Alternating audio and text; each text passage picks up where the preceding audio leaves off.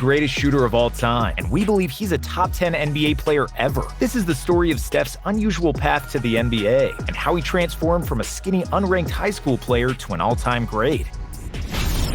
Steph Curry was born in Akron, Ohio, in the same hospital as LeBron James, and because his father Dell played for the Cavaliers, Steph always wanted to become an NBA player, but nobody believed he could do it, not even Dell. And it's not like Steph couldn't play, because he was highly skilled, but the biggest problem was his size. Steph was the smallest and skinniest kid on every team. Every jersey he wore was oversized and hanging off him. When Dell played for Toronto, the Curry family moved to Canada, and you could often see Steph and his brother Seth on the court, shooting at halftime. And it was in Toronto where young Steph blossomed as a player. His handles and shooting already looked a lot like they do now. Crossovers, behind the backs, and all kinds of advanced dribbling moves became second nature. He was arguably the best young player in Canada at the time. Being around NBA players and watching every practice really helped Steph to develop a great feel for the game and learned how to train. From an early age, Steph accepted that he wouldn't be tall and athletic, so he developed an insane work ethic because he knew he had to outwork everyone for just a chance to make the league. Steph would play Vince Carter one-on-one after every home practice, and he was often picked first when the Raptors had shooting competitions. At just 12 years old, he was already beating NBA players in three-point shooting. Curry played for the Queensway Christian School and Toronto 5-0, leading Queensway to an undefeated season and Toronto to a province title. Even then, Steph was exceptional at changing direction, manipulating angles, and finding the smallest gaps to launch a deep shot. He had extremely developed knowledge of the game for such a young player, who always knew where everyone else was on the court. Defenders always had to keep an eye on him because he never missed open shots. Steph was quiet and humble, but if the other team tried to intimidate or talk trash to him, he would transform into a baby-faced assassin and usually finish the game with 30 or 40 points. When Dell retired from the NBA, the Currys moved back to Charlotte, and Steph led his Christian school to 3 conference titles. As a senior, Curry's team reached the state championship game, where their opponents Greensboro Day used the same tactics some NBA coaches now use against Steph. It was a box-and-one defense, where a 6'6" athletic forward was glued to Steph the entire game and ignored everybody else, denying Curry the ball and using his size to frustrate him. It worked. Even though he played his heart out, Steph wasn't strong nor athletic enough to fight off a bigger and quicker opponent for the entire game, finishing with 8 points in a loss. Curry was only 6'2" and 160 pounds soaking wet, and didn't receive any college offers. Despite his skill and shooting masterclass, Curry was nowhere to be found on national rankings as a junior. As a senior, his status improved, and he was ranked as the number 16 player in North Carolina. However, he was ranked as the number 60 point guard in the nation and the number 300 player overall. However, there was still hope to keep his basketball dream alive. Steph eventually received offers from 5 schools. Dell Curry's alma mater, Virginia Tech, offered him a scholarship, but only if he agreed to redshirt as a freshman. Eventually, Steph chose Davidson College, so he could stay in North Carolina and start right away, which proved to be the correct decision. As a Davidson freshman, Curry averaged 21.5 points per game. He led the Southern Conference in scoring and was second in the nation among freshmen, behind only Kevin Durant. With 122 threes, Curry also broke the NCAA freshman season record for three-pointers made and took the Wildcats to March Madness, where they lost in the first round despite Steph's 30 points. Over the summer of 2007, Steph grew slightly to reach his current height of 6'3" and came into his sophomore season averaging 25.5 points per game. Steph led Davidson to an undefeated season in the Southern Conference and another berth to March Madness. Nobody expected the Wildcats to do much, because other than Steph and point guard Jason Richards, the Davidson team mostly consisted of marketing specialists, data scientists, and other students with no future in basketball. But then, it started happening. Steph torched Gonzaga with 40 points and secured the first NCAA tournament victory for Davidson in 39 years. In the second round against the 8th-seeded Georgetown, it seemed like it was all over after Steph scored just 5 points in the first half, with Davidson down by 17. But their Cinderella story continued, as Curry bullied the Hoyas with 25 second-half points, leading Davidson to a 74-70 comeback victory. In the Sweet 16 against Wisconsin, Steph continued his glorious run, dominating with 33 points in a blowout win. Curry became a national sensation, and all eyes were on him in the Elite Eight against top-seeded Kansas. Even against this much more talented team, who threw everything at him, Curry scored 25, but he couldn't pull wonders forever, and Davidson lost by 2. Curry averaged 32 points, 3.5 assists, and 3.2 steals while shooting 44% from beyond the arc over those magical 4 games. He also broke the record for most three-pointers in an NCAA season, which still stands today. Because he wanted to develop as a point guard, his likely position in the NBA, Steph decided to stay in college, even though he would be a lottery pick if he opted for the NBA draft. As a junior, Steph averaged 28.6 points, 5.6 assists, and 2.5 steals. He was the NCAA scoring leader and was named a consensus first-team All-American. Despite the fact he was a proven scorer and a deadly shooter, Curry had a ton of doubters before the 2009 NBA draft. The lack of size and strength was the biggest issue, and a lot of people looked at him as a shooting guard in a point guard's body, not believing that he could be a good enough playmaker. Minnesota had picks number 5 and number 6, and they selected 2 point guards, but neither one of them was Steph. Some genius GM figured that Ricky Rubio and a 6-foot Johnny Flynn were better than Curry, after which David Stern said the most important 19 words in Warriors history. The 7th pick in the 2009 NBA draft, the Golden State Warriors select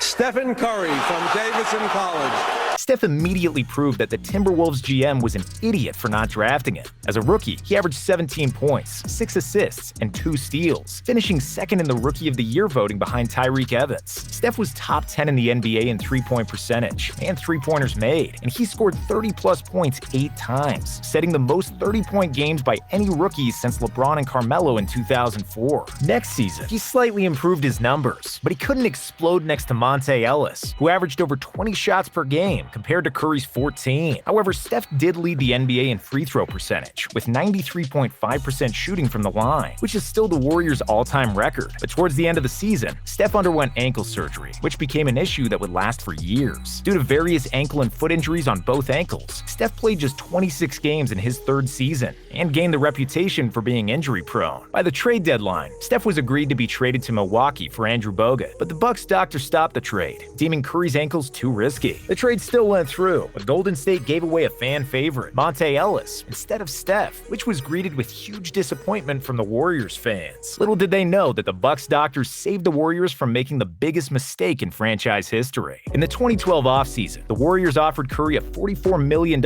extension, which seems ridiculously small now. It was considered a gamble back then because of Steph's glass ankles. Warriors GM Bob Myers drafted Harrison Barnes and Draymond Green, who joined Steph, and second-year guard Klay Thompson. It was a core that gelled well together under coach Mark Jackson. The Warriors finally started playing some defense, after years of finishing in the bottom 5 defensively. More importantly, they started winning games too, qualifying for the playoffs for the first time since 2007, and the We Believe team. Steph flourished under coach Jackson, averaging a career-high 23 points and 7 assists per game, including a 54-point game against the Knicks in the Garden. He also established a new NBA single-season three-point record, eclipsing the previous mark set by Ray Allen with 272 three-pointers on 53 fewer attempts. And Klay wasn't too far behind, prompting Mark Jackson to say he's got the best shooting backcourt in NBA history. Many figured it was foolish at the time, especially because Thompson was only in his 2nd season, but thanks to their shooting prowess, Steph and Klay earned the nickname Splash Brothers. Then, in the 2013 playoffs, the Warriors defeated the Nuggets before they lost to the much deeper and more experienced Spurs team. In 2014, Curry again led the NBA in three-pointers made. He averaged 24 points and a career-high 8.5 assists per game, and made his first All-Star and All-NBA team. The Warriors had the 4th best defense in the NBA and finished the season with 51 wins, the most since 1992. Unfortunately, they dropped the ball in the playoffs, losing in the first round to the Clippers. After that, Golden State knew it was time for a change, so they fired Mark Jackson and hired Steve Kerr, who would lead the team to unprecedented heights. In 2015, Steph Curry and the Warriors took the league by storm. They led the NBA in pace, points per game,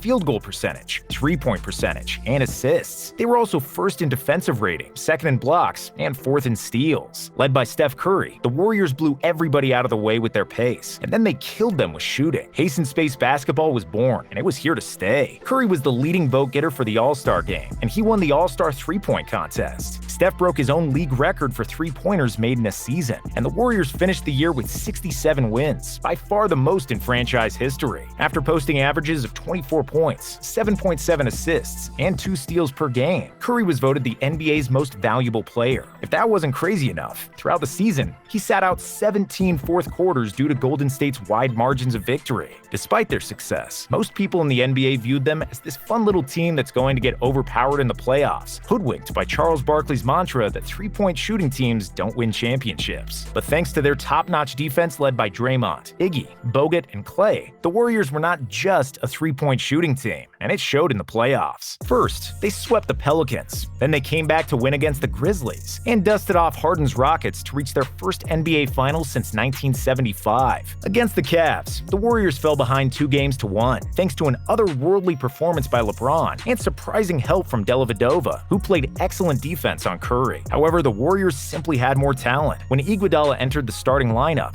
he sparked a big comeback, and the Warriors won the next 3 games and the title. Iguodala was named the Finals MVP due to his stellar defense on LeBron, but Steph could have easily won it as well, averaging 26 and 6 assists compared to Iggy's 16 points per game. For the playoffs, Steph averaged 28 points on 43% shooting from deep, breaking the records for most threes in one playoff run. In 2016, the league still had not caught up with the Warriors' pace and space program, which was running even smoother than the year before. The Warriors won an NBA record 73 games in a season, becoming the best regular season team ever. Steph shattered his three-point record, hitting an unprecedented 402 threes in a season, when no other player even reached 300 threes in a season. He was an NBA scoring champion with 30 points per game, shooting 50% from the field, 45% from deep, and a league-leading 91% from the free throw line. He was the 7th player to join the 50-40-90 club, and many people consider this the greatest shooting season ever. Steph became the first unanimous MVP in NBA history, and the Warriors were the heavy title favorites. However, they fell behind 3-1 in the Western Conference Finals against the Thunder, and everybody thought their season would be over. But thanks to Klay Thompson's miracle performance in Game 6, Golden State made a glorious comeback and won the series. In the finals, it was the Warriors who were up 3-1, but then Draymond got suspended, Kyrie and LeBron turned on God mode, and the Cavs became the first team to come back from a 3-1 deficit in the finals. Curry played a decent series, but he couldn't really explode to the rim due to a knee injury, which was most clear when he couldn't get past Kevin Love in the deciding moments of Game 7. The Warriors became a mockery after their 73-9 season produced no ring. Meme makers, analysts, and Richard Jefferson all united in one big ha-ha, but their laughter didn't last long. As soon as Kevin Durant announced that he would be joining the Warriors, everyone knew this was going to be the best team in the NBA. With KD's scoring added to the core of Steph, Klay, Draymond, and Iguodala, the Warriors were unbeatable. In 2017, they lost only 1 game in the playoffs on the way to the title, and we believe that this team, with their shooting ability and defensive versatility, was the best team in NBA history. And while KD deservedly won the Finals MVP, Steph still averaged 28, 6, and 6 throughout the playoffs, with a ridiculous 66% true shooting percentage. Just to put things into perspective, Michael Jordan's best true shooting percentage was 60% in the 1991 playoffs. The next season, Golden State continued its dominance. The Rockets came close in the conference finals, but nobody could touch these Warriors. Golden State swept LeBron in the finals, with KD as the Finals MVP once more. And as usual, Steph wasn't too far behind, with 27, 6, and 7. The next season provided much more drama for the Warriors. KD and Draymond had a big fight, the chemistry was different, and the future was uncertain. However, Golden State was still the most talented team. Even when KD was injured, Curry proved that he was right there to pick up the scoring, averaging 36, 8, and 7 in the conference finals sweep. The finals against the Raptors was an extremely even series, tied at 2 apiece going into Game 5. And then it happened. KD tore his Achilles in the first game back, and Klay had a torn ACL in Game 6. Curry was playing like a demigod, with all of the Raptors guarding him, and Coach Nurse utilizing the box-and-1 defense on him. Curry still averaged 30 points in the series, but after the injuries to his 2 best teammates, he couldn't prevail, and Toronto won the title. In 2020, after 5 consecutive NBA Finals, the Warriors became the worst team in the NBA. KD left for Brooklyn, Klay was recovering from injury, and Steph also got hurt, playing just 5 games in the season. However, that gave him a precious time in the offseason he never had during those finals runs. Steph bulked up, which improved his defense and made him tougher to bump on offense. At the age of 33, he was playing the best, most mature, and well-rounded basketball of his career, which resulted in his 2nd scoring title, with 32 points per game. But without Klay, who suffered yet another injury, the Warriors missed the playoffs once again. Come 2022, Steph had the worst shooting season of his career. It was the first time he averaged less than 40% accuracy from 3, even though he was still one of the most efficient guards in the league. However, he was was making them when it counted, in the playoffs. Steph's added muscle mass proved to be a big difference in the postseason, and he transformed into a plus defender. He knew when to attack and when to pass, leading the Warriors to another NBA Finals. Against the Celtics, who had the best defense in the NBA, Curry showed why he's a basketball genius and an offensive juggernaut like no other. Even though the Celtics had stopped KD, Giannis, and Jimmy Butler in the playoffs, they had no answer for Steph. Curry averaged 31 points in the finals on 63% true shooting, including a spectacular Game 4 where he scored 43 points and won the game basically by himself. He led the Warriors to a 4-2 series win, winning his 4th title and his first Finals MVP trophy. With this title, he further solidified his place in NBA history, and we believe it's fair to say that he's one of the 10 greatest players of all time. Not bad for a player that wasn't even ranked as a college prospect in his junior year of high school, and a guy who was drafted behind Johnny Flynn.